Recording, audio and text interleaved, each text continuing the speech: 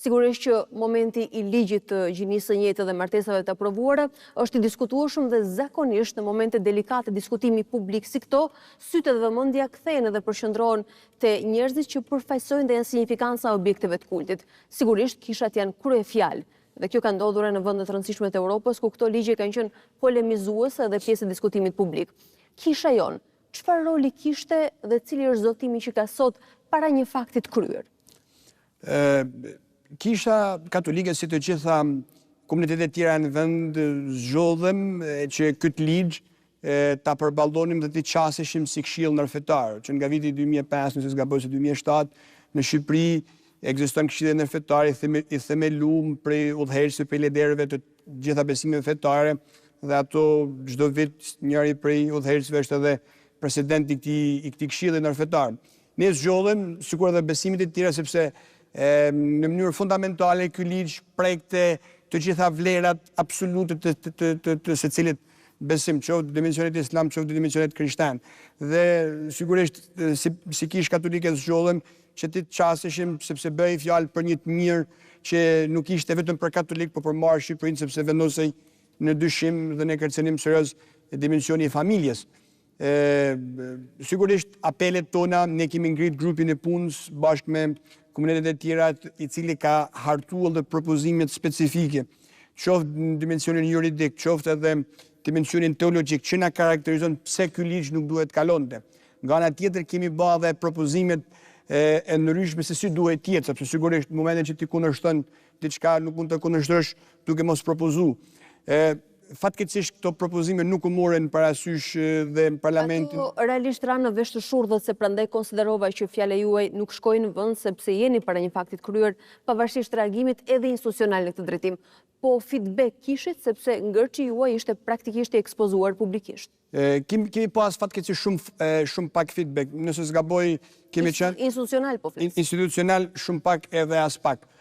Kemi qenë nëse s'gaboj vetëm një herë të ftuar në komisionin në komisionin e ministrisë, në komisionin parlamentar të shëndetësisë nëse s'gaboj në raport me këtë diskutimin e këtij projekt ligji aso kohë, besoj. Aso kohë kemi qenë pjesëmarrës, kemi debatuar, kemi paraqit ato argumentet tona, por nuk është marrë parasysh. Në fakt ka ndodhur një proces shumë I çuditshëm, sepse draft ligji I parë kur u propozu, ne e kundërshtuam dhe u tërhoq me idenë sepse do të bëhej një draft ligj, një projekt ligj tjetër ku do të merreshin parasysh edhe sugjerimet e komuniteteve fetare. Në fakt nuk ndodhi ashtu, edhe propozimi I dytë që u çu përpara dhe pastaj u miratu ishte ai që është që praktikisht e kemi kundërshtuar. Kemi apeluar presidentit të Republikës për të mos e firmos dekretin, por në fakt që e ka firmos dhe ka nol.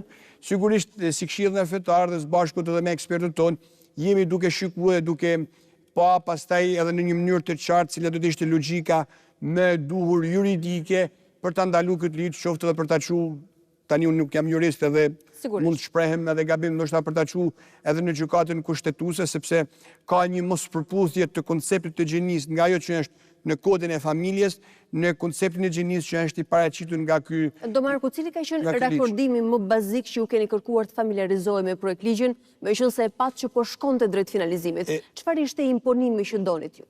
Ne kemi kërkuar shumë thjesht, shumë qartë. Koncepti I gjinisë të mos shikojë si role të krijuara sipas kontekstit kulturor social që para shef ligji, por definimi, përkufizimi I gjinisë ashtu siç bën fjalori I gjuhës shqipe, ku fut në mënyrë të drejtë për drejtë pa evitueshme konceptin e gjinisë mashkull dhe gjinisë femër. Shumë e thjeshtë aty që një fjalor shumë I thjeshtë në gjuhën shqipe nën kupton në gjuhën shqipe gjini.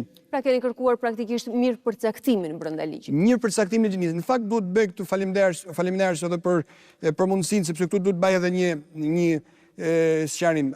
Ligji është thënë si ligji për barazinë gjinore.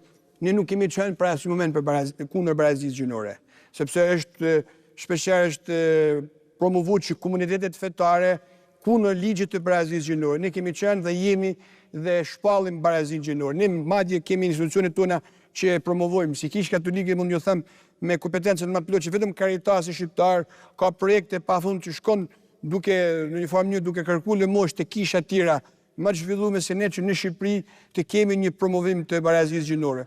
Por ne kemi qenë pikërisht kundër këtij nocioni të gjinisë të lidhur me rolet e krijuar në kontekstet e caktuara dhe jo në për barazinë gjinore në Se vetë. vlerësoni se i është vënë edhe etiketa e gabuar apo paracaktimi i gabuar. Hapësira në fakt, domethënë, nëse e shikojmë në mënyrë të përgjithshme, nuk është se ka diçka kështu, sepse shpesh ato që na kanë kundërshtuar kanë thënë po pse keni reaguar. Hapësira që mund bëhet nëpërmjet akteve nënligjore lën shumë vend për deformimin e asaj që është gjinia si mashkull dhe si femër. Do Marku, nga i keni marrë kritikat më të vrazhda në këtë drejtim? Po sigurisht nga ato që janë me klasiket, do të thotë komuniteti LGBT na ka masakruar, shpesh edhe mu personalisht nëpër studio, nëpër gjanat, për faktin sepse përballë çdo lloj ligji që përballë çdo drafti që është propozuar, ato thonin është okay, ne kundërshtonim. Do të thotë secili për to ishte okay. Ato pa diskutim kanë kundërshtuar, pastaj edhe të gjithë ato që kanë edhe promotorët e këtij ligji. Do të thotë ato që e kanë mbrojt, ato që unë nuk e di, edhe për natyrë nuk jam shumë konspiracioniste, nuk e di arsyeën e motivet, por mundu me thënë me kompetencën më të plotë që shoqëria shqiptare nuk ka nevojë, nuk kishte nevojë për këtë ligj. A mund ta quajmë kishën të dorëzuar në këtë drejtim? Kisha nuk është e dorëzuar asnjëherë. Kisha edhe përballë diktaturave më të mëdha siç ishte ajo komunizmi, ka qëndruar, do të qëndrojnë sepse forca e kishës nuk vjen nga forca e Don Markut apo forca jo njerëzore, forca e kishës vjen nga forca e Krishtit që edhe e ka themelu. Edhe pa diskutim nuk është e dorëzuar dhe neve do të bëjmë çmos, ta dhënë rakordim, duhet ta theksojmë me gjitha besimet fetare, sepse në këtë rast nuk është se ka qenë vetëm kisha katolike protagoniste, po aq sa ka kundërshtuar kisha katolike, e kanë kundërshtuar dhe besimet e tjera, dhe ne do të bëjmë çmos që të ndjekum gjitha hapat për të mos kaluar ky ligj. Pastaj neve sigurisht nuk jemi të thirrur, nuk do të bëjmë revolucione, pa diskutim.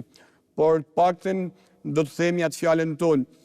Një poet i shumë i joni, Domnreza Denja është një prej martirëve, ka një shprehje në ato poezitë e famshme, është quhet ndryshe, edhe poeti Hamilton thotë, ato të veten në bëjmë tonën rrahe për të preft komunën.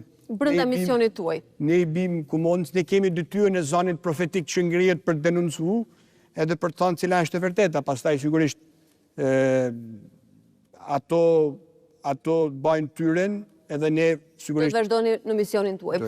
Ju orvatë të shkoni drejt agresivitetit social, ngjarjeve të dhimbshme tragjike që ne kemi jetuar, sidomos nëse flasim për të miturit e brezat e rim, ku duket se ne bashkëndajmë një lloj përgjegjësie kolektive dhe kisha pa diskutim që nuk bën përjashtim dhe ju këtë ma konfirmuat paraprakisht.